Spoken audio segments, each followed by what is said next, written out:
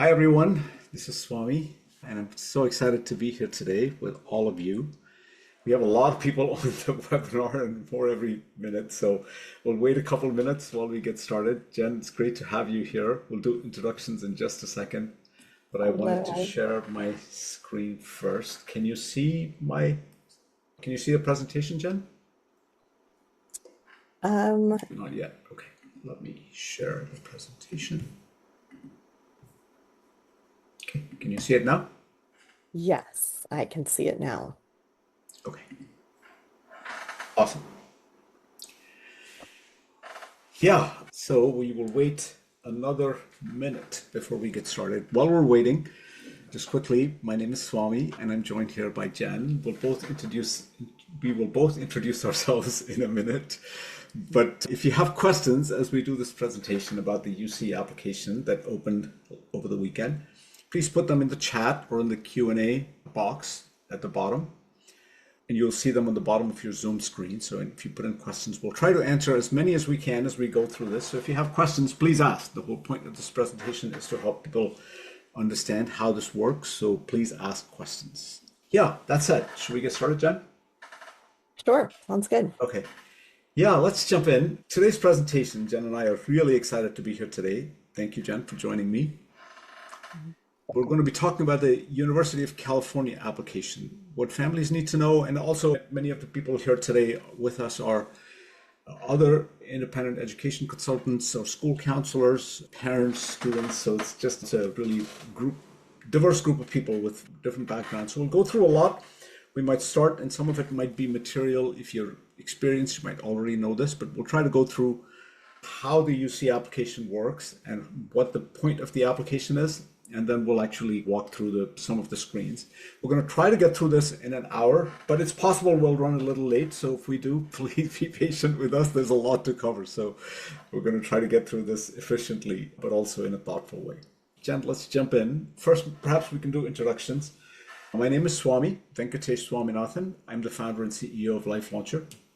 We're an independent education consulting company and member of NACAC and HECA, the National Association for College Admissions Counselors, and of the Higher Education Consultants Association. I also serve on HECA's ad hoc committee on AI and college counseling, and also part of the College Knowledge Committee. And along with Vinay Narang, my awesome co-leader, we co-lead the HECA AI Learning Lab that helps counselors in HECA learn how to use AI effectively. I've been doing Life Launcher for 12 plus years now, but over the years have spent time on college admissions in many ways over a long period of time. Life Launcher itself is 12 years old. I've been doing this for a long time. My background before that was in engineering. I have a master's in electrical and computer engineering from the University of Illinois and was in the tech business for a long time. That said, let me introduce my co-host and colleague, Jennifer Turfler. Jen, perhaps you want to introduce yourself? Sure. Thank you everyone for being here today. I just wanted to let you know that I actually have some inside knowledge into the UCs. I was an undergraduate advisor at UCSD for years. So part of my career, my 20 plus years in education, was working for UCSD, mostly with STEM students, pre-med students. It was very exciting. And then I also was an English teacher for years and taught the college essay in my classroom. So I had a 6-week unit and we used to go through applications and essays for years and years. So I bring a wealth of experience to this role and I'm really glad to be here today. Awesome. Thank you for being here, Jen. Let's start with what the basics of the UC application are. For Mhm. some of you aren't familiar with how college applications basically work. The UC has its own application that is separate than the application that most of the other colleges in this country use. Most colleges in this country use the Common App, and last week we did another webinar about the Common App and how that works. The Common App rolled over on August 1st. The UC application is usually closed over the winter and then reopens August 1st. The UC application is used for applications to all 9 UC campuses: Berkeley, Davis, Irvine, Merced, UCLA, Riverside, San Diego, Santa Barbara, Santa Cruz. The UC campus that is not listed there is UC San Francisco, which is entirely a graduate school, primarily a medical school. And it's a single application that goes to all the UC campuses, so you can decide which campuses you want to apply to, and then you submit your application. The UCs have their application, there's the Common App, and then the California State Universities have their own entirely separate application, Cal State Apply, which won't open until October 1st. And so we will cover that later when we do another webinar. One of the things that makes the UC application very different than other applications is that if you're a student, your voice is the only one that the readers see. Jen, I'm curious, I'll do a little thing, but really this is important for people to understand. The UCs have very particular rules about how they read applications. It's different than most other colleges in this country. They will not review letters of recommendation with a rare exception at UC Berkeley, which we'll talk about in a minute. No school profile. They won't ask. Your school counselor doesn't send a school profile. They won't read a counselor report your school counselor sends. They don't do interviews with some rare exceptions. They don't ask you to send a transcript when they're deciding on applications. You report all your coursework yourself. If you put in links or to portfolios or other attachments, they will not review them. And other than the very few exceptions we talked about, they will not ask follow-up questions, but they just have some programs that require supplemental applications, but other than that, they won't send out questions, clarification questions, or so on. So some programs do require supplemental applications, and very occasionally UCs will ask students to verify their extracurricular activities, but those are the rare exceptions. And then of course, they will not look at SAT or ACT scores. And then readers are told, when the UC trains the people who read applications, they say, don't assume or infer anything that's not in the application. So if something is true and you need them to know it, you have to say it on the application. Otherwise, they can't read the rest of your application and infer it. If you say you had a health issue and your sophomore grades weren't that great, they will not draw the connection unless you say so. So be clear about drawing any connections you want them to draw. And no counselor report can provide that context on your behalf. So Jen, does that make sense? I know you work with a lot of UC students. I'm curious what your thoughts are. That absolutely makes sense. And I wanted to also share a couple links with everyone on the actual application dates and deadlines, and then the 8 colleges. So I'm going to go ahead and put those in the chat as well right now. Okay. And the other thing about the UCs that's important to understand is to understand what doesn't factor into UC admissions. So the UCs are forbidden after Prop 209 a long time ago from considering factors like race or ethnicity in their admissions decision. So the readers do not know a student's race or ethnicity. They also do not know a student's gender. The UCs do not consider legacy. In other words, it doesn't matter at all to them whether a student's parent also went to Berkeley or UCLA. They do not consider that factor. They don't consider demonstrated interest, so it doesn't matter whether you visited a campus or didn't visit a campus. They don't care about the prestige of your extracurricular activities. In other words, it doesn't matter whether your extracurricular activities are prestigious or not. What matters is what you did in those extracurricular activities. They don't favor students from private schools versus public schools, and they don't consider SAT or ACT scores. It is worth pointing out that while they don't consider the SAT or the ACT, they will look at AP and IB scores. And so if you've taken AP exams, please report all your AP exam scores on the UCs. For students applying on the Common App, we'll often say some AP scores, like good AP scores, are worth reporting, others aren't. But the UCs are pretty clear. Just report all your AP scores, and if an AP score will help your application, we'll consider it. If it won't, we won't ding you for it if you didn't get the best AP score. So just report all your AP scores. There's no harm in reporting them. So I have a couple of questions on this slide. I'm wondering about what the race and ethnicity. I have the concern of what if I were to report that my student attends temple or church, or that my student's part of some kind of a cultural club. Is it okay to be adding those details into my application, or is that going to be a problem? Yeah, if a student puts on their application that on their community service work, my community service work was going to a Hindu temple or to a synagogue or to the church, whatever, it's totally fine. The important thing is that when the UC readers read your application, they will see it and try to evaluate it as your contribution to your community, not about your particular religion. In other words, it doesn't matter to them whether you're Jewish or Hindu or Christian or whatever. Those things aren't the factors that will help, that they will consider in making a decision about your application. Okay, great. And then my other question is if I have a student who scored really well on the PSAT and earned national merit status, so they were awarded that. Is that something I can include? Because I know we're not supposed to be putting test scores or test blind, but can we include that award Yeah, and you where? can definitely include it under the award section, under the activities and award section. It is an award, winning, being a NIF semifinalist for the National Merit Championship. So you can include that in your award section.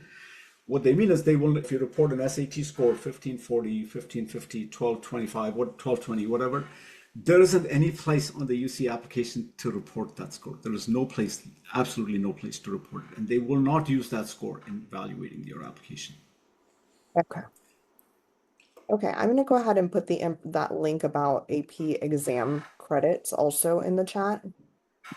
So if parents or Yeah. students have further questions, I think that'll help. The other thing to know about the UCs is that they get a lot of applications. This data, I think, is a couple years old, but this Mhm. numbers are still about that. There are a couple hundred students who apply to the UC campuses. It's a lot of applicants. Every applicant is read by two readers, two human readers, not AI. And they really read every application completely. They read the entirety of every application. They have a lot of work to do and they read fast, but they do read every application completely. And it's really important that people understand that their applications are read by human beings. And secondly, that no UC knows where else you have applied. So if you apply to UC San Diego, they don't know whether you applied to UCLA or UC Berkeley or UC Santa Cruz. They have no clue. They have no way to know. And therefore, each campus makes its own independent admissions decision about your application. They do not coordinate with each other. They don't. People ask us this question all the time. Jen, will they say, well, you have UCLA, you take the student, and Berkeley, I'll take the student. There is no such thing. They make their own independent decisions, each one. I'm not sure that our viewers are getting the links. I have a message that have you posted any of the links? They can't see them. Oh, let me just repost them here. So we're all the way up to slide 6, just as an I'm just FYI. posting some of the links that were already shared here. So Perfect. That would be great. Thank you. And then I do have a couple of questions that have just come into the chat. mhm. One attendee wants to know if you take an AP and get a school grade but could not take the AP College Board exam, does that impact your chances? It depends on, first of all, if you took the AP course and got a grade, you should report the course, you should report the grade on your application. If you took the AP exam, you should report the application. If there was a particular reason why you were unable to take the exam, it's certainly something you can put into the additional circumstances of your academic explanation. So the UCs go through their process in evaluating all of that. I think it's impossible to say whether it will have an impact in general. And then I also have some questions that are about coursework with BYU Online and GPA calculation. We will get to those questions soon. And another additional one about explaining extenuating circumstances affecting grades. We'll also address that later. We'll talk about that as well. Yeah. Absolutely. Yeah. Yeah. So the UCs use what's called a 13-factor admissions process. And these are slightly different. Each UC uses it in a slightly different way, but there are basically five that relate to your academic record, your GPA in the UC's A through G courses. In other words, courses that relate to the subjects the UCs care about, social sciences, English, math, science, and so on. But beyond that, they want to see breadth and depth beyond the minimum. So they really they look at you say and say, did you go beyond the minimum in some sections, in some, at least in certain A through G areas? What honors, AP, IB, and college coursework have you done? How good is your senior year curriculum? This comes up a lot, Jan, from students who say, you know what, the UCs don't consider my senior year grade, so do I really need to take a hard senior year curriculum, right? And you definitely have to show rigor and show that you're increasing it. You're on an upward trajectory. So each year you add a little bit more to your coursework and your course load to prove to them that you're able to keep up and accept challenges. Absolutely. And so The junior year ideally should not be the peak of your academic achievement in high school. And Right. then recent marked improvement, in other words, as Jen just said, like up and to the right trajectory. Hmm. Then there are four categories that relate to your achievement and talent. Outstanding performance in some subject area, and outstanding performance is really important. We have questions from students all the time saying, "How many hours of community service do I need?" And it's really important to understand that it's not the hours, it's the difference you make that matters, right? The impact you have, the difference you make, the accomplishment, that makes a difference. And then outstanding work on special projects. If you took on something and did really outstanding work on it, if you have a special talent, I'm a violinist and played at Carnegie Hall or whatever, these are special talents, right? Awards, skills, leadership, special projects within your school curriculum. So if you took on a project within your school curriculum that was really meaningful, all of those matters. And then the other four are context. In other words, are you top 9% in your local context or the statewide context? How did you do relative to the opportunities available? All of these are about the context, accomplishments in light of life circumstances. And so maybe you don't have outstanding performance in a subject area, but you looked after your sibling. You were the primary caregiver for your sibling. It does matter on the UC application to say that. The Yeah, location of your, I was sorry, gonna go say, ahead, can you Jen. speak a little bit more about in light of your circumstance? Yeah, Can I you think simple more? way to think about this is that if you life circumstances can be make life easier or harder in various ways for people, right? So if you're a student who's really maybe you had to hold, I was worked with a student whose mom worked at a nail salon. Her dad was really severely ill, unable to work at all. And this kid did everything in the household, filed the tax return, whatever. Mom didn't speak any English. This kid ran the entire household, besides going to school and getting good grades.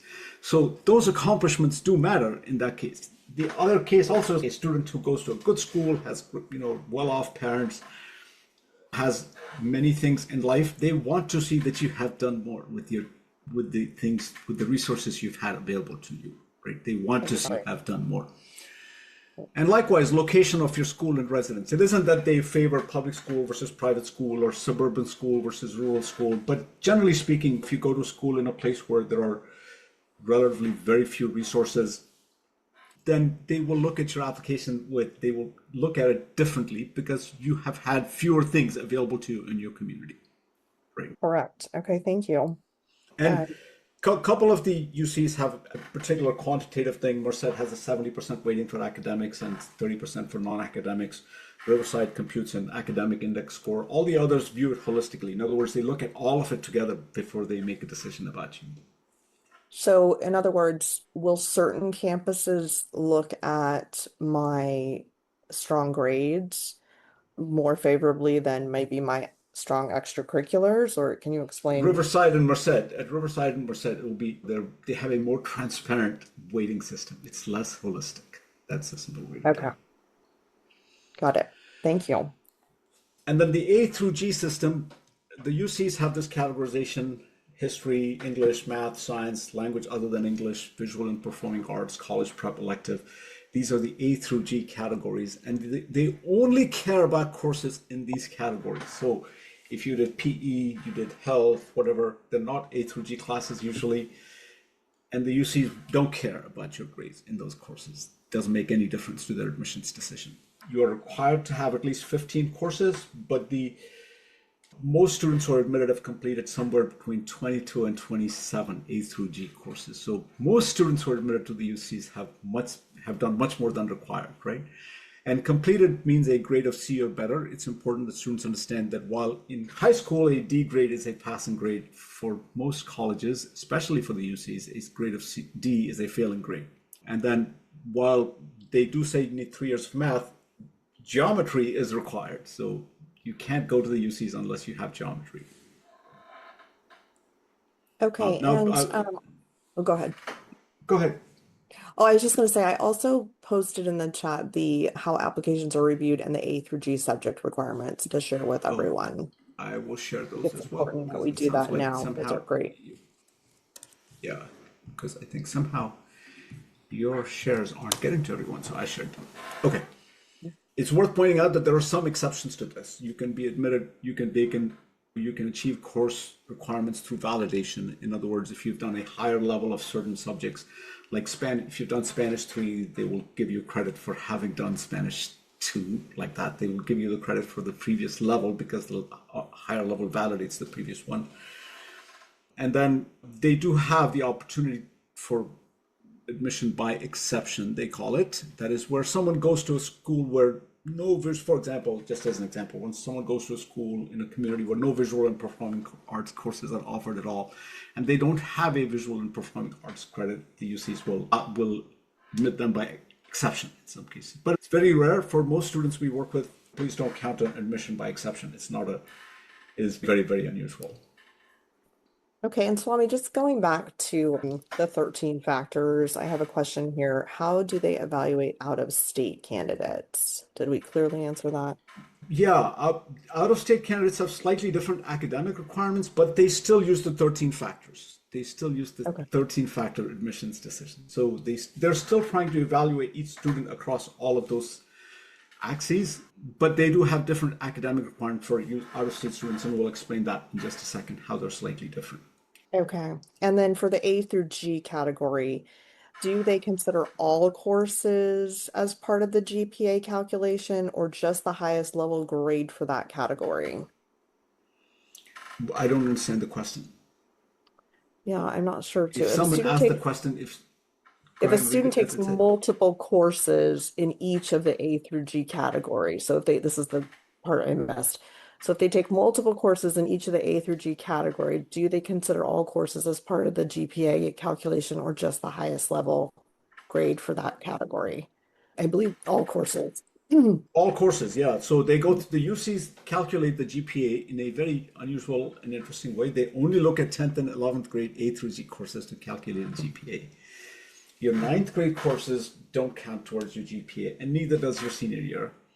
But Jen, we talked about this earlier, right? Yeah, Your senior year courses and your ninth grade courses do matter. So it right. doesn't mean you should don't not take any hard courses in ninth grade or in senior year. And it doesn't mean your grades in those years don't matter either. They will look at the actual grades you got. It's just for the GPA calculation, they just use 10th and 11th grade A through G courses. And they cap honors points at 8 semesters generally, with some You know, exceptions however, again.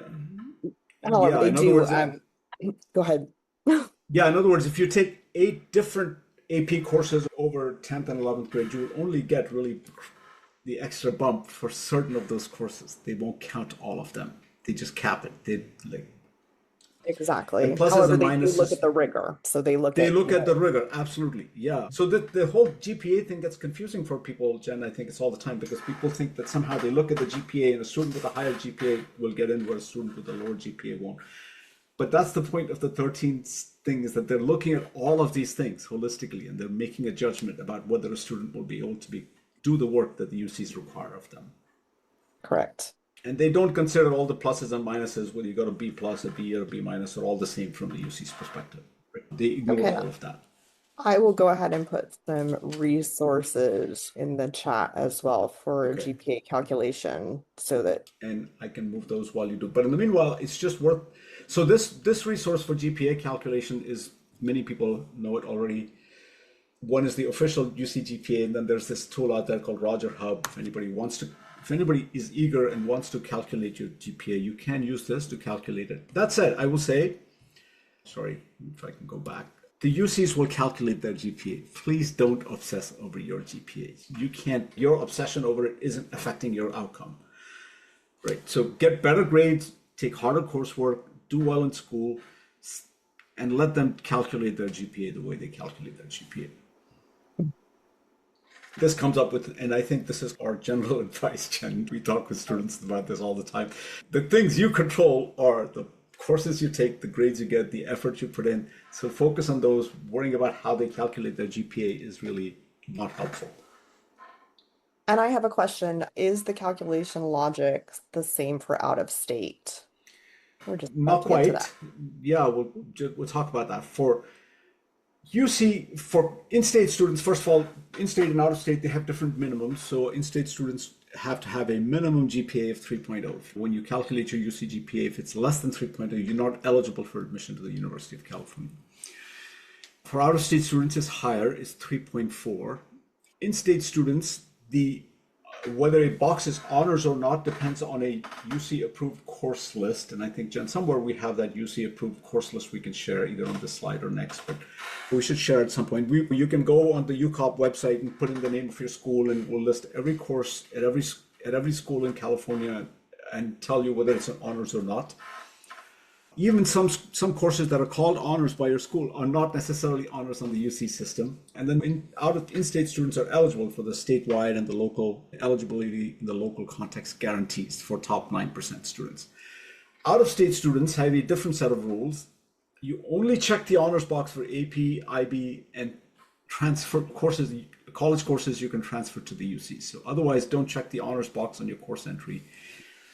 And even if your school calls it an honors, the UCs will not necessarily consider it an honors course. And so it's a little more challenging for out of state. And of course, all the statewide and ELC guarantees do not apply. Either way, report the course title exactly as it's on your transcript.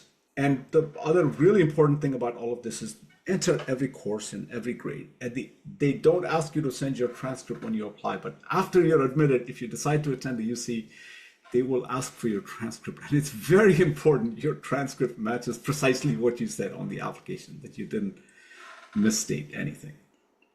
And I have one attendee who's asking, how about 11th grade summer courses taken at a community college? Do those count against the GPA for 11th grade? Yeah, every course taken up until the point where 12th grade starts, basically. Okay, So great. all the way, the window ends when the summer after 11th grade ends. If you are in-state student entering courses, the most important advice we have for students about entering courses is don't type in the names of your courses. If you put in the name of your school, every course at your school should be on the UC application. Just select from their choices. Yes, and Great. then they already know whether it's an honors, whether it's not an honors. If they don't call it an honors, don't try to change it because they're always right. Just understand that they're right, and if you think differently, they're still right. Like they know which courses are honors, and then because it's automatically assigned to A through G, you don't have to change all of that. If you're an out-of-state student, you do have to categorize it yourself. So And I'm so going if to go you're, ahead. I did share the A through G course list and how to type in see to be that, able to see okay, approved I'm honors gonna share or it not over here. honors. Okay, great. And then, sorry. So some other important rules about course entry.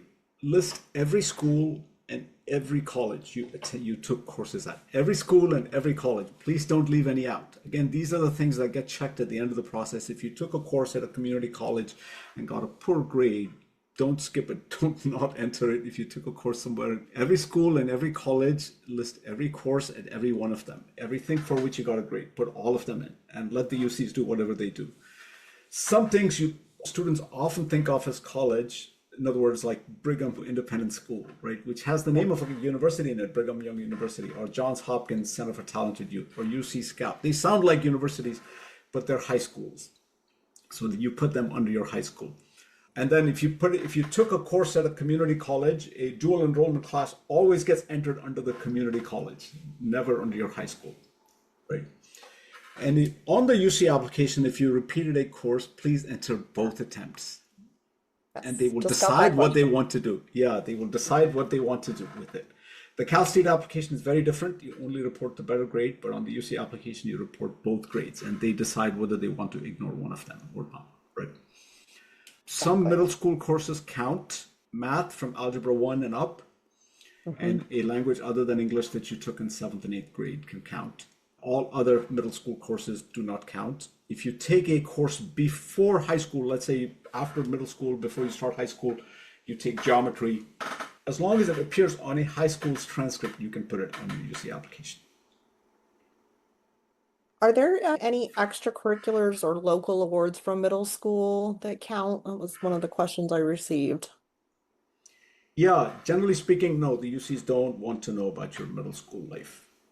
Yeah. Yeah. So, yeah, I want math Olympiad in eighth grade. Yeah, it's awesome, but not relevant to the UC's decision. Okay, and then another question that came in is if the courses you took at the community college are part of dual enrollment and they're not listed in the approved course list, should they report it? Yes, they should be reported. They should be listed on the official course list. Every community college course in California is also listed in the UC application. But if it's not, you type it in, categorize it yourself, and you should report it. If you took a course and got a grade, report all of them.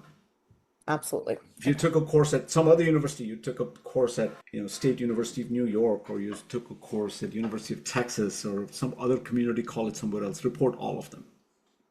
And then out of Okay. state students have to classify their own A through G. You put in a course English, literature, and then you classify it. That's the English category like that. You categorize every course yourself. The UCs will review it and make sure that what you said basically makes sense. And they will ask for a transcript at the end of the process. Okay, that's helpful to know. Is there a calculator we have for out of state for GPA? Same calculator you put in, you answer the same questions. That Okay. Roger Hub calculator still works, except remember that the only courses that count as honors are AP, IB, or college level transferable courses, not a course that your school calls an honors course. Okay. Great. Yeah. And then some important things about this, we talked about listing. Oh, I think we talked to all of this. So the other thing that's worth kind of talking through is where major choice actually matters on the UC application, because this comes up all the time. Major choice and undeclared are both big questions for people. Berkeley and Hmm. UCLA will only consider students for their first choice major, pretty much. Berkeley might occasionally look at it, possibly, but really not in practice. UCLA won't even ask. And what if Um, I have a student who's really trying to get into engineering? They're thinking maybe they should just be undeclared and then switch into it later. Is that something they can do? yeah, that's a great question. Generally speaking, at most of the UCs, there are some exceptions, but most of the UCs undeclared can can be helpful in terms of getting in, but Hmm. it will not help you at all in getting into a selective major. So please don't apply undeclared with the expectation that after you show up, you will then switch into a very selective major, because majors have only a certain amount of space. So that's not going to work. And then some colleges will have specific rules about applying undeclared. So it's quite important you follow the rules precisely. But undeclared is not an easy way to get around the difficulty of admission to a selective major at a UC. Thanks for Right. clarifying that. Yeah. I get that Um, question a lot from families. we get that question all the time. Yeah, it's not undeclared is for students who really want to explore their choices. In other words, like I'm not really sure what I want to do, so I just want to go in undeclared, and that's fine. And generally speaking, undeclared still only applies within a particular college. So if you're applying undeclared, say within the College of Letters and Science, your major choice will really go be limited to majors offered within the College of Letters and Science. You can't then say I want to switch to the College of Nursing or other things like that. Right.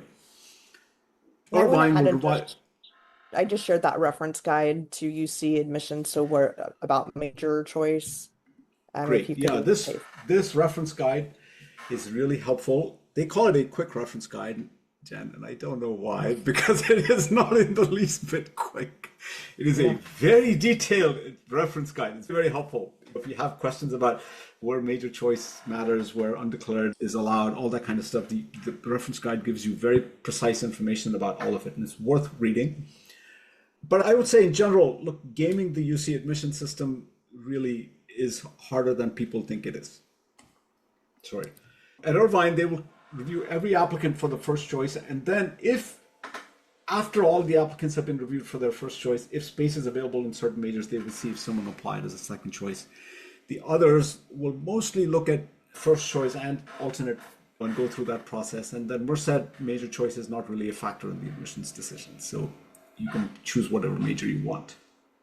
And I have a question here. Can the student apply for different majors to different campuses?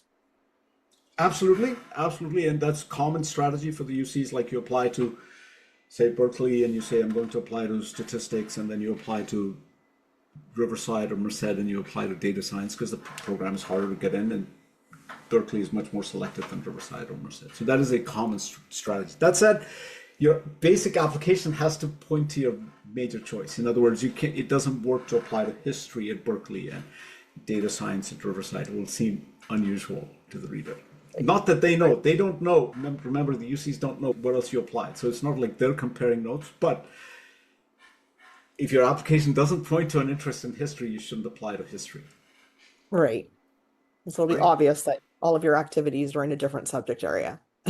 Yeah, it will seem like you're obviously gaming the system, right? There are some special majors and special programs. For example, most commonly arts, music, nursing, theater. These generally require supplemental applications and often will require portfolio. So the way that works is you submit your UC application, then you go in and submit the supplemental application after that. Correct. Yeah. And the other kind of critical thing, Jen, about choosing an alternate is to go meaningfully less selective in choosing an alternate major. So I shouldn't do, I'm going to do mechanical engineering at one campus, or an alternate major will be chemical engineering. Yeah, exactly. Because if you don't get into the mechanical engineering program, you probably aren't going to get into chemical engineering either. It's not significantly less selective, right? So ideally pick a different college altogether. If you're applying to an engineering major, apply to say mathematics or statistics in the College of Arts and Sciences, or applied physics or something else, some other major like that. If you're applying to computer science, likewise mathematics. If you're applying to nursing, public health or global health, or majors like that relate to your interest but aren't as hard to get into, right? But pick one you'd actually enroll in. You shouldn't pick a major you would actually want to study at all, right? True. And some majors cannot be your second choice major. So nursing is a good example for the most part, and then engineering at Santa Barbara is first choice only, right? So and then some majors have particular predefined alternates. If you apply to the MET program at UC Berkeley, the Management and Entrepreneurship and Technology program, then you're automatically considered for an alternate major. You don't have to select one. Very good. And then the PIQs, Jen, we get so many questions about this at this time of year. Yes, I'm working with my students already. We're drafting these. I'm going to quote what the UC say over and over again. It is not an essay. So therefore, get to the point. Don't say, it was a lovely Tuesday afternoon in the fall, and the sun was shining. Like, they don't want to hear all of it. They have particular questions and they want you to answer the questions as if it were an interview. And the simplest way to answer these questions, honestly, is to literally ask yourself the question, record your answer on your phone, and then transcribe what you said, and then fix it up. Maybe, add details, all of that kind of stuff, but use that approach. Get to the point first. Answer as if it were a real interview. This is different than the common essay. The common application essay different. Is the narrative, and you want all that showing descriptive imagery and figurative language and storytelling. But for the UCs, again, it's an interview type setting. Totally. So you just want to give them a straightforward answer, and then of course have some takeaways of what you learned from the experience. And don't use quotes, don't use dialogue, don't use outside references, don't use links. I did this amazing project. Here's a YouTube link that showcases it. They will not follow the link, so don't use them. Yeah, that's true. So there's a lot to go over the PIQs. This isn't a session about the PIQs, but just one other thing that's worth pointing out is that the UCs have rules about AI. First, they do not use AI to read your application. Human beings read your application. They train their readers very extensively. And it's okay to use AI as a tool in your application. You can use it for brainstorming. You can use it for talking through ideas. You can use it to construct how you think about how your activities list should be structured, all of that kind of stuff. But they really want you to know that writing a fully AI written answer on the UC PIQs is not really okay. In particular, because the UCs run plagiarism checkers on their applications. And of course, many AI generators will use words that other people wrote without attributing them. And that will be a fatal flaw in an application. Okay, I And have a question that just came in that's from previous when we were talking about arts requirement. It says, are there exceptions to the arts requirement for out-of-state students? Okay, so this is going back a few slides when we were talking about yeah, for the A through G. visual arts requirement. No, generally speaking, no. Out-of-state students applying to the UCs will need to have done an arts course, unless they're applying by exceptions, which means that for whatever reason they go to a school where no arts courses are offered, or they did not have the opportunity to take an arts course. Okay. All But there right, are back lots to of AI. visual and performing arts classes. There's a huge range. So you can take a class in ceramics, you can take a class in photography and digital art. And so there are lots of choices. It's not like visual art does not mean painting or musical theater or things like that. Thank you for and anything else on AI? I'm going to go ahead and put a link in here about their AI policy. Let me grab Yeah, I'll that share it as soon as you do. because that's important.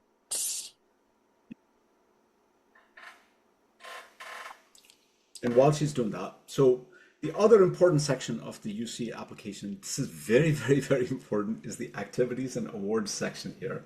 It's very important that you put in your activities and awards because the UCs give you a lot of spaces. You have 20 entries, each of them you have 350 characters, sometimes 600 characters for the data entry on it. That 350 characters is about 50 words. So there's a lot you can put in about every activity. So make sure that you use this wisely to provide information that really matters. You don't have to follow any particular ordering scheme. They don't say, as the Common App does, order it by significance. You can order it by significance. You can order it by effort.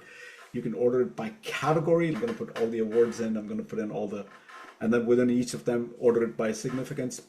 But have a system that makes sense and stick to it, right? So someone reading your application can understand why you ordered it this way. It doesn't seem randomly put together.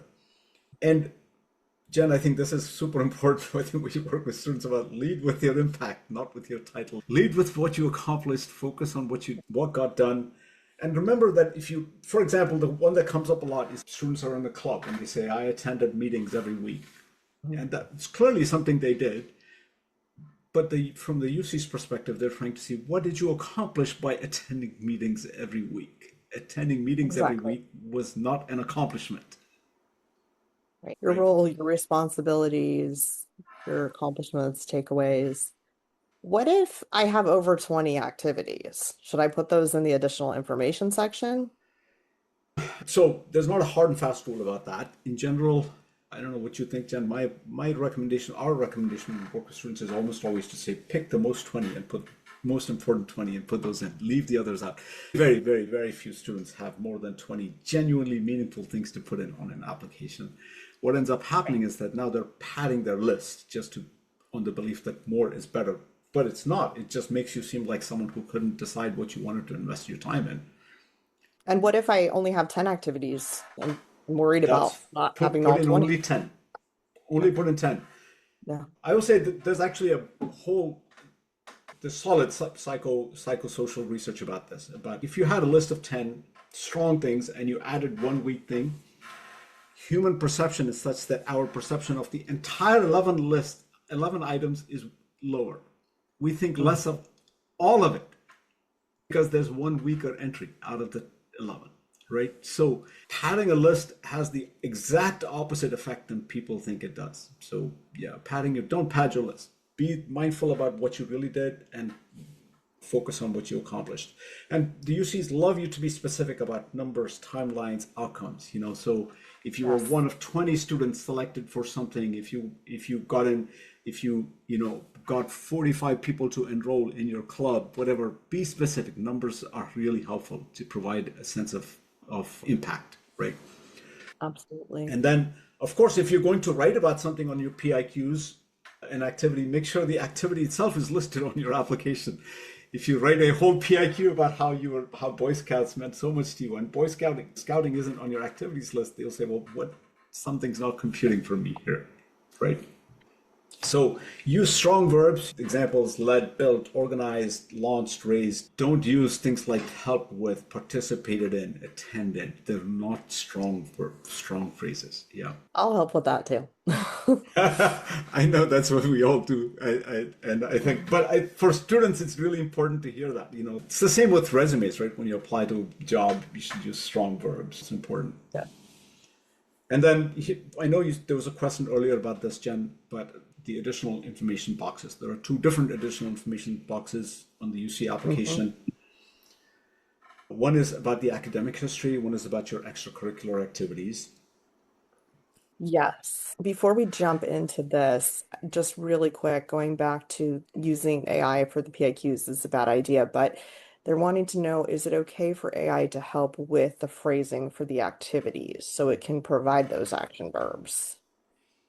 It's fine to use AI to help, totally fine to use AI to help. At the end of the day, make sure you read through it, craft what you have to, and what you need to put on the application needs to be your words, not AI's words. So you can use AI to help you think it through, like maybe come up with a starting point that you edit, whatever.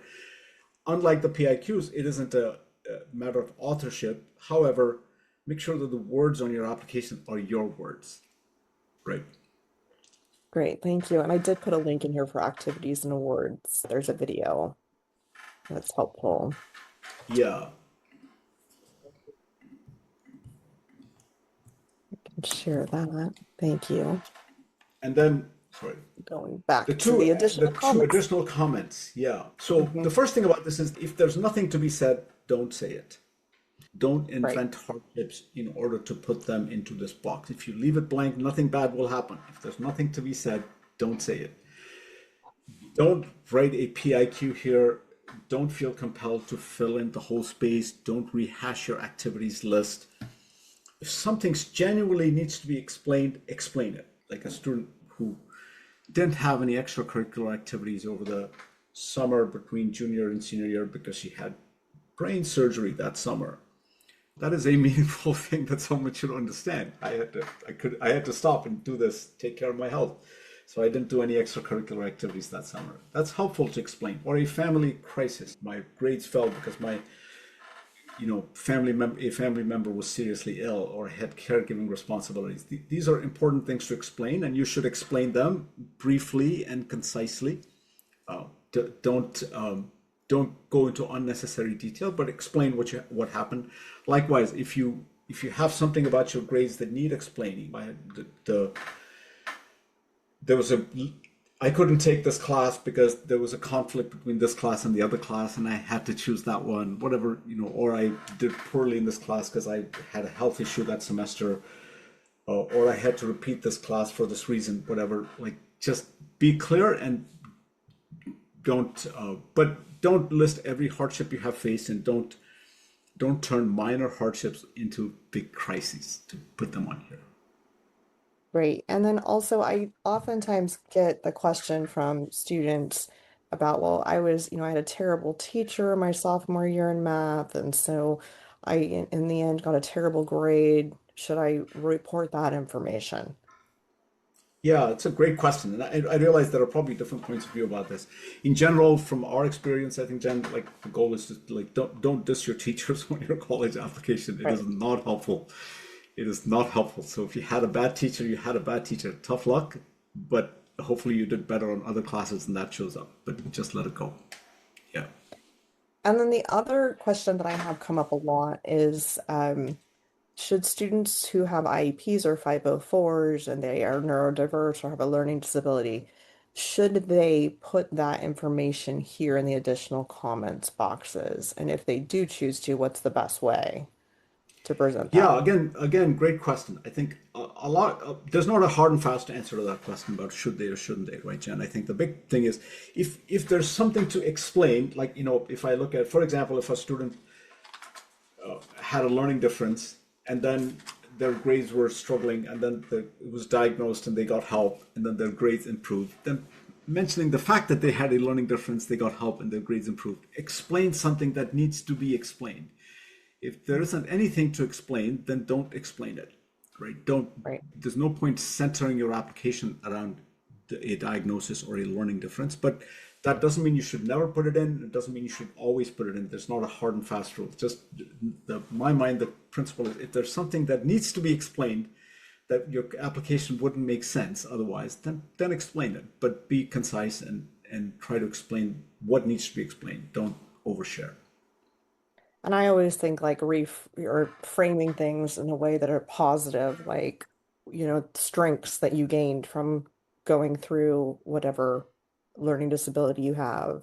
Just saying, Totally. emphasizing I'm actually a better student because But I've and many developed students these are in fact school better students. skills. Yeah, many students are in fact better because they had to overcome so much. And so you can certainly write about it in your PIQs if that is the case. Again, if there's something that you can explain and you can reframe it, those are all great things to think about. Don't start out with the mindset that this is something that I should center my application around. Instead, focus on creating a great application. And if in that process your learning difference is a meaningful thing to write about, then it's fine to write about it. Yeah, Does great. that make Thank sense? you. The last video link that we sent, it's unavailable, it's private. So I have a few people asking to make that public. That video is on YouTube and it belongs to UC Santa Barbara. So we will find another version and share it in the comments when we follow up later. So yeah. Okay, that sounds good. Um, I have a couple of other questions. One is I'm a senior and I'm taking an AP exam for a class that's not in my schedule. Where should I put that? You could put Well, that under the AP seniors exam. do. Yeah, if you're a senior and you're taking an AP exam for a class, like on your UC application, it would be under your planned AP exams. If you're a senior applying now, Mhm. you say I plan to take this AP exam. There's no correlation between the AP exams you take and the classes you've taken. You report your AP exams under the testing section and your courses under your courses section. Right. That's good. And then again, I have a student about how much weightage is given to the AP exam. If a student has gotten not a good grade in an AP course since the teacher was too hard in grading, but the student was able to earn a high score on the AP exam, will this override the bad grade in the class? Yeah, questions like weightage and override are not how the UCs look at the world. So I think they're not saying this is worth 72% and that's worth 28%. It isn't like that. It will help if you got a great AP score and you got a poor grade in the class, it will help. But exactly how much it will help is really impossible to say at the outset. And again, not helpful to really stress over all of that because you put in your application and they make the decision they do, right? So worrying about how they make their decision isn't helping you put together a better application, Right. right? Mm-hmm.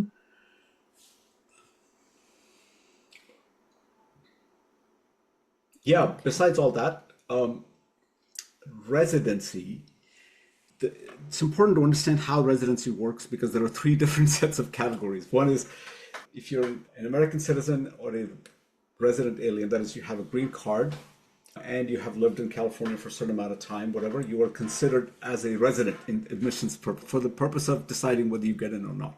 Students with non-immigrant visas are not considered residents for admissions purposes. In other words, if you're here on an H4 visa or an H1 visa holder or dependent of an L1 visa holder, whatever, you are considered for admission purposes as if you're an international student. They consider you the same as if you were applying from another country. For tuition purposes, a student who is admitted to the UCs can be eligible to pay resident tuition even if they're here on a on a non-immigrant visa under certain conditions. So there are different rules for residency and tuition. And then, of course, some students are evaluated under the AB Dream 40 Dream Act rules, which applies to students who are here as dreamers, right? Who are undocumented immigrants who were brought into this country as children. So Right. it's just important you answer all the questions on their own terms and understand how that process works. And then just deadlines, the big, most important deadline right now is that the application opened August 1st. It's due November 30th. You can't submit it until October 1st. And then various other deadlines have to start. If you have the GPA verification form is for students who are applying for the who will receive the Cal Grant or the California Dream Act, and the FAFSA also opens October 1st. So go through the process and make sure you submit all the documents as they're required. Yeah, And it I is just went difficult out to and make correct. Sorry, go ahead. I just pasted the dates and deadlines in as well for you. Oh, great. I'll copy and paste that as well. It is difficult to modify UC applications after you submit them. It isn't impossible, but it's quite difficult. So please get it right. Please get it right. Secondly, if your senior schedule changes, report it to every campus you apply to. If you said you were going to take, for example, a community college course in senior second semester, or you said you were going to take a class and you changed, please let every campus know as soon as that happens. Don't wait until you're admitted. Okay. And then remember that admission is always provisional. So complete all the courses and send final transcripts before July 1. They will compare those final transcripts to what you said you did and what grades you got. So be absolutely certain that they match precisely. Perfect. I'm trying to see if I have any questions. I don't think so. I know we're running a little late. I'll actually walk through the application quickly in a minute, but I just want to talk about the scholarship section. Okay. The scholarship section of the UC application is a little confusing to people because they don't understand how it works. It's just a bunch of check boxes, and some of them are really obscure. You're like, wait, why are they asking me if I have one parent who served on this blah, blah, blah, whatever? Why are they asking me these obscure questions? A lot of times it's simply because someone, some point, endowed a scholarship that is for students who fit that particular category. So just go through and check every box that might apply to you. Just check them all. Nothing bad will happen. Just check them all. If you match a scholarship, later they will invite you to apply and you apply to that scholarship then. So that's just at the outset when you apply to the UCs, just check every box that is credible, right? Don't check random boxes that aren't credible at all because you're not going to qualify for the scholarship anyway, right? Does that make sense? If it says this is for students who went to school in Alameda County and you go to San Bernardino County, you don't check that box, you're not going to qualify for that scholarship. And most UC scholarships have need at least as a factor in the decision. Even the merit-based scholarships like the Regents, the amount of money you get in the scholarship will vary depending on your family's income, right? So just check the boxes and again, let the UCs do what the UCs do. Okay, Yeah, that's it. Let's just... Yeah, go ahead, Jen. Sorry to interrupt. A couple of things. One, parent wants to know if you win an award or competition later in the year after you submit your application, can you report it? Yes, it almost never makes any difference. The admission decision is pretty much based on what you said in the application. You can definitely notify every campus, but it's unlikely to make any difference. Okay, and then I have another parent who's asking about, does submitting your application earlier or later influence the consideration of the application? And no, it does not. So you just have to look Absolutely between that not. window. Yeah. But I will say nearly every year on November 30th or 29th, whatever, the UC application crashes. And it also comes right after Thanksgiving. We don't work Thanksgiving week. Other counselors have their own policies. But I will say this to families, please submit your application early and don't wait till the last minute. Then you can have a great Thanksgiving with your family. And you're not stressing out over the fact that the UC application crashed on November 29th.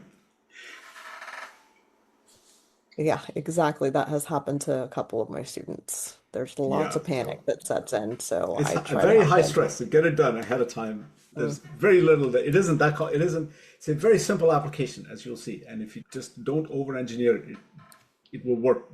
Things will work as they do. That said, you start really on this apply.universityofcalifornia.edu.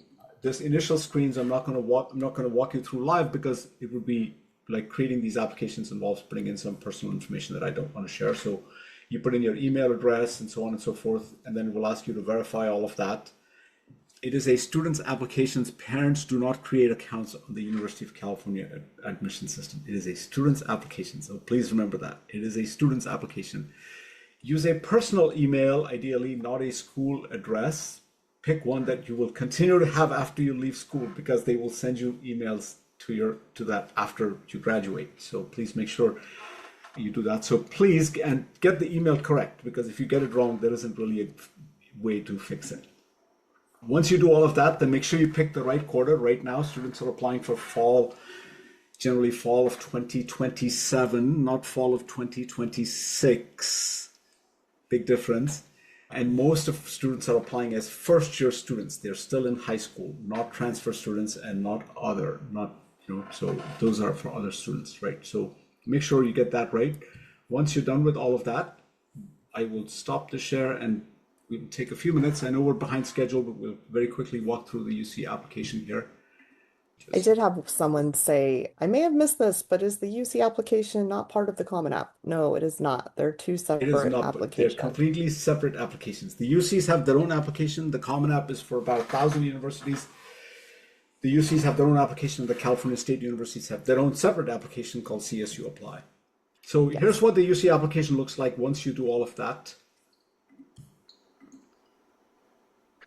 You can go through, and you go through, it's very simple. You start by filling out personal information, your name, live name, date of birth, contact information, citizenship and residency. These are the critical questions that you do have to answer that we talked about. You putting in which state you lived in, where you went to high school, all that kind of stuff.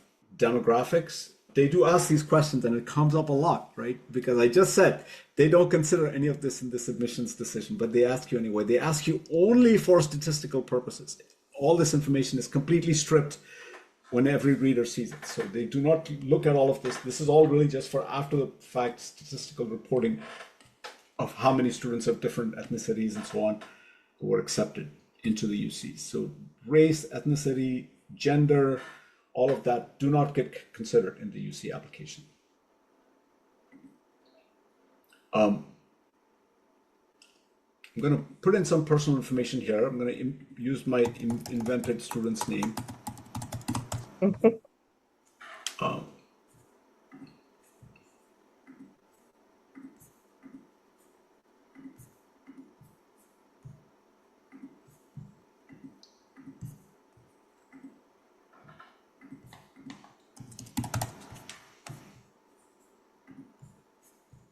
And if you're a California student, it's important you put in your California state. If you go to California student in a public school, every student has a statewide student ID.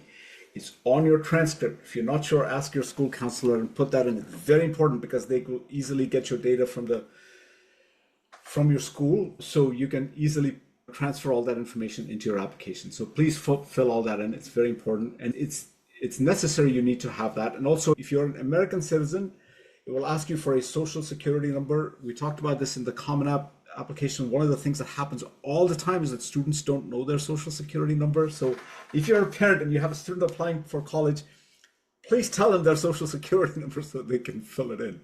In any case, they're headed off to adulthood, and adult people should know their social security numbers. It's an important thing. And then the residency questions are here. So you go through and answer these questions. If you have a social security number, you enter it. This question obviously only applies to people who are members of Native American communities, Native American tribes.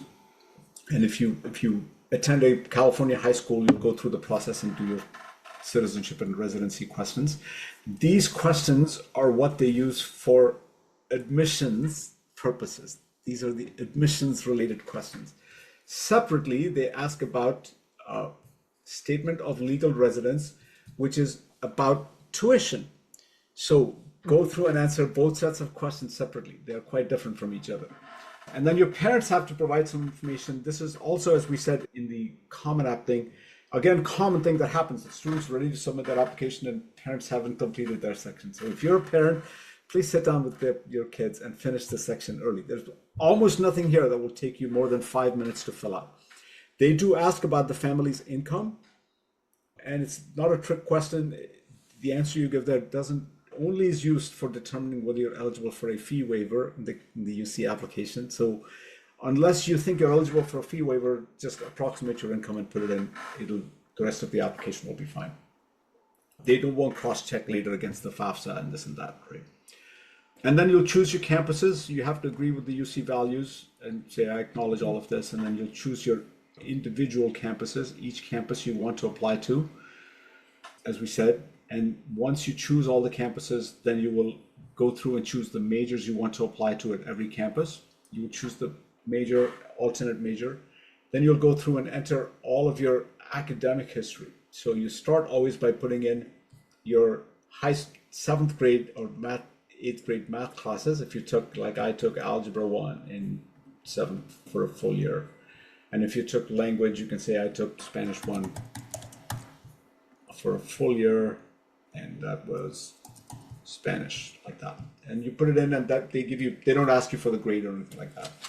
If you went to an outside of the US school, you have to say yes, otherwise you say no. And then you put in every high school you went to. So you have to do it by state, and sometimes that's a little complicated because, for example, you have to know that BYU is in Utah. So if I wanted to enter BYU, then I have to say Utah.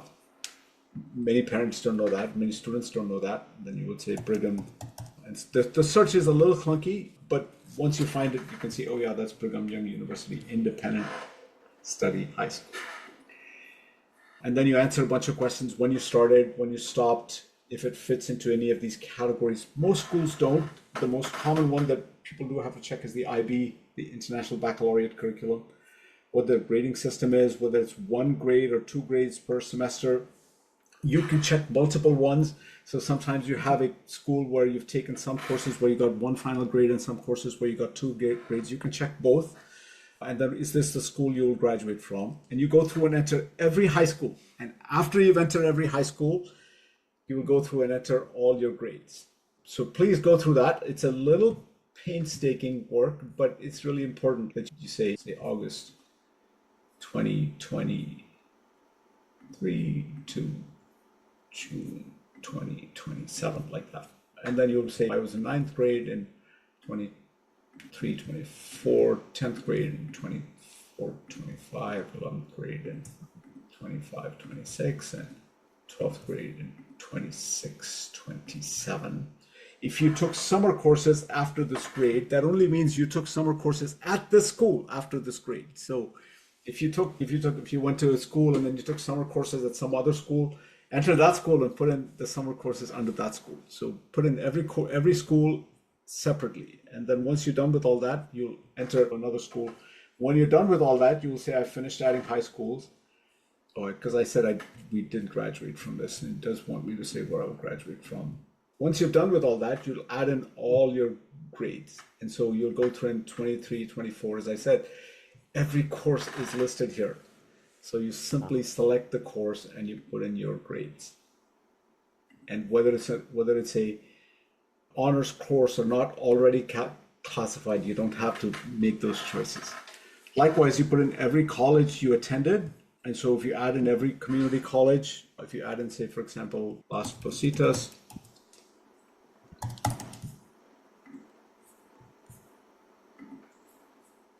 you'll say when you attended, say from June of 2026 to August of 2026. So you took a summer class there. And the term system is a semester system, and you were in 11th grade and you took a summer class and it was A, B, C, D, F. You can then go through and add in your college courses. Again, if it's a California community college, they will have every class listed here. So you simply have to select the class and the grades. That's it. And then you categorize it according to A through G. So this may be like a civics, American government class, like that. So you go through and categorize everything. You put in all your grades. If you say don't see my courses, then you can type in courses, right? If the course isn't here. Jen, does that make sense? Am I going too fast? It does, yes. But then once you're done with all that, this is where you enter your additional information that relates to your academic. If you have any additional information about your academics, you put that in here, like this. And then if there are any semesters that aren't entered, you confirm you have no courses to report. And then you put in all your test scores, the AP exams, the IB exams, English language proficiency test. This trips up students sometimes because you can enter SAT results here, but this only applies to students who are using the SAT to prove English proficiency. So Right. students who are applying from countries where English is not the language of instruction or English is not the Right. language they speak, they can use the SAT for English language proficiency. Students applying from any state in the United States do not enter SAT results. And then international exams, these relate to, for example, the A-level exams in the UK or the Indian Central Board of Secondary Education, like these kinds of exams, government exams in other countries that you report. Then you put in your activities and awards. We talked about that. You add in all your activities. One thing that makes the UC application challenging is that it's hard to move activities up and down if you can't reorder activities after you enter them. So work through separately and create a list, edit it, make sure everything's right, and then report it in the correct order to begin with and copy and paste your answers. Does that make sense? That And then the does to me. scholarship thing, as I said, look, really you just go through and select all the boxes. The support programs are primarily for students from educationally disadvantaged backgrounds, from low income backgrounds, and for first generation college students. And it's worth pointing out that first generation in this context means the first generation in your family to go to college, not the first generation in your family to go to college in the United States. Good. And then you put in all your personal insight questions, add in whatever additional comments you have for that. They will ask one other question on the personal insight questions that's interesting, unless they took it out this year. Maybe they took it out. About income for a job. It doesn't look like it's on this year's list. So they ask, Have generally you, speaking, if you had a job, what did you do with the money you earned? But I don't see it this year. So maybe they took it out, which is really nice. And then you review and submit it. So it's really a simple application to submit. All of the work is in understanding the things we just went over and preparing and getting everything together before you put it in. I know we're a little behind schedule, Jen. Any final questions before we finish up? I have a couple questions, and then I also wanted to go ahead and share some PIQ resources that I put in the Yes. chat, just Oh, so I that see you that have you did. those. So I will copy. Yeah, I'll share That would those. be Yeah. great. So I have one student or parent asking for the additional information section, are you able to also talk about achievements like getting an A+ in a class or in a dual enrollment course? Can you point that out? Because the UCs don't look at A+, A-. Yeah, I totally get the question. It's like I worked so hard and I got an A+ and I got a really high score. Can I say that? Unfortunately, they won't consider it, so it won't help. Yeah. Okay. What they're really looking for is things that will contextualize your work, not things that will provide that kind of detail. Okay. And then I also have a question. This person says they understand that coursework needs to report, including that all coursework needs to be reported, including their own high school and BYU.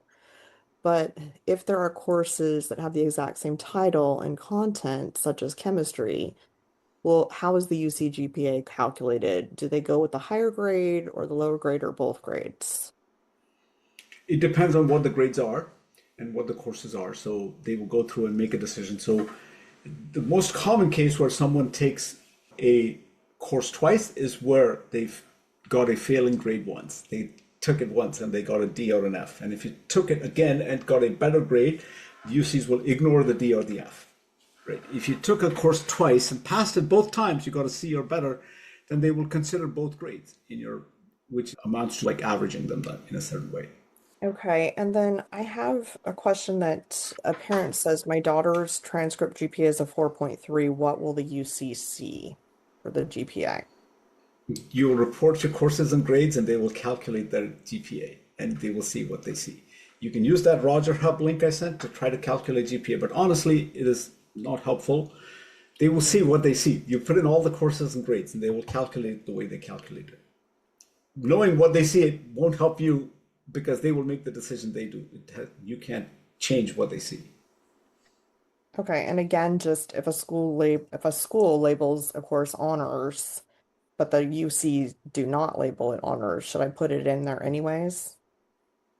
No, if the UCs don't call it an honors, don't call it an honors course. The UCs, they're always right about that. Just, I know that sounds really harsh when I say it that way, but just, they have their system and just accept that as what it is. I know sometimes these things can feel frustrating because I took an honors course, shouldn't I get credit? I did more than I required. Someone else got an A and they didn't do half as much work as I did. But that's just how they make their decision. Okay, and then I also have another concern here again. Should I really report an AP score of a 2? Yes. Okay. And then I have another question just came in. Should I list and include transcript for ninth grade from a middle school and ninth grade repeated transcript from a high school I am graduating from? So maybe they went to a middle school that went through ninth grade and then they went to a different school. I'm not sure I understand the question Is actually. they saying maybe the questioner can repeat the question? I'm understanding that they did ninth grade twice. Is that what it was? And maybe if your person asked the question, So can should you I explain? list and include transcript for ninth grade from a middle school and a ninth grade repeated transcript from a high school I am graduating from? Yes, ninth grade twice, but different schools. Yes, you should report all your coursework. You will have to report ninth grade twice. Yeah, if you did ninth grade twice, you should report it twice. Okay. And if you're not, that's actually an unusual circumstance. I've never seen it, so I'm not 100% sure of my advice. But you can always email the UC application system and ask them. But I am reasonably certain that's the answer they will give you. I think that's a good point. And then a parent's wondering if their child had health issues one year, should they discuss this health issue in the additional information, or does that sound like an excuse for getting lower grades? If they had a health issue that affected your grades, please do mention it. Yes, absolutely. That is why it exists, right? Jen, does that make sense? That's the whole point of the whole, is to say, don't, like, if that provides valuable context. I had a serious health issue, my grades suffered one semester. Absolutely, you should mention it. But if the health issue is still ongoing and hasn't been dealt with, then it's important to remember that the UCs might wonder, as another college, will the student be able to do well in college if they show up with a health issue? So that is always the dilemma, and we have to deal with it all the time. That's why there's not a cut and right answer. If you have a health issue, your grades suffered, but you dealt with it, your grades got better, then you should mention it. But if you're still dealing with this health issue, then it can be a little more complicated, right? Because they will look at it and Right. say, well, what happens when they show up on campus? Will they be able to do the work? I would just say the last question that seems very important here is parents concerned they're out of state. Are they going to be at a disadvantage? Out of state applicants, so it used to be that out of state applicants had an advantage in the UC application system. Then a couple of years ago, the California state legislature passed rules because there was an uproar in the state of California. They passed rules that said the UCs had to increase the number of in-state applicants. So now it is probably a little bit harder for out-of-state applicants to get into the UC system. But that said, out-of-state applicants still have we have lots of out-of-state students who come in, attend the UCs every year, get in, and are excited about going to the UC. So that's a relatively common situation. The big difference is just cost. The UCs are a lot more expensive for out-of-state students than for in-state students. So, and their assistance, financial assistance, is reserved primarily for in-state applicants. Okay. If one other question, if a parent would like to see the Common Application webinar, are they able to get access? I know we sent that out recently. Yeah, we sent out an email about it, and it's on the Life Launcher website too. If you go to Life Launcher and then look under webinars, you'll see the replay there with the transcript and everything. Yeah. Great. I think that's it. Awesome. There's so many questions, and I appreciate all the questions. Jen, thank you so much for doing this with me, and I appreciate all of you being here today. Again, if you have other questions, as we will share the replay, if you have other questions, please do ask us. We will follow up with the replay probably later today or tomorrow. But thank you so much for everyone for being here. Jen, thanks Yeah, again. you too. Good to see you. Okay. Okay. Good to see you All right. too. Bye.